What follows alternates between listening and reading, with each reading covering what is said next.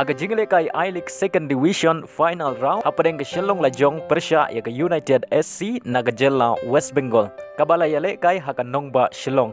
Kumban syuk pen kan mau ke United kalala ban penlim ya ke Shelong Lajong haga jingle kai group da R lakaway. Bat kani gala bandai ke jingle kai ka basyong shit bha hapadeng kini ki R tali ki kenhun. Haba phai syakani ke jingle kai haka kela step kata haka minute ka ba live theula ke Shelong Lajong kala pensyong shit ya ki nong pet kai haka bagala yo ban tap ya ka gol ka baningko jong kani ke jingle kai Lyngba ka free kick bala kenjat dau hardik cliff Nongbri.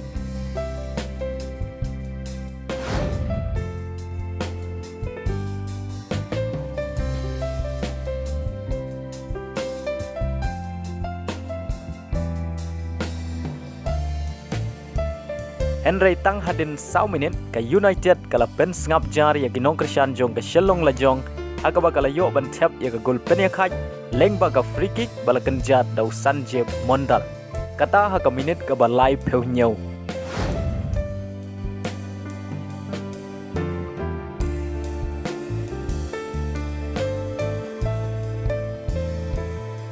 Batshwawan kut ka kela step kata ha ka minit ka ba sau pheu san plus R ke Shelong Lajong kala yo biang ban tap ya ka gol pentam haga ne jingle kai Lyngba Figo Syndai.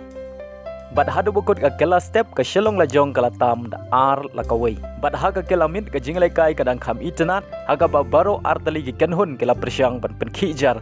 Henry Schwaban kut ka jingle kai ka United SC kala pen shifting ya ka kenhun jong ka Shelong Lajong bat kumjuru ya ki nong Krishan haga ba kala yo bun tali ki lat ban tap gol. Henry ki defense badu goalkeeper jong ka Shelong Lajong ki claim mailat ya ki rang ile kai jong ka United ban yo pen kijar.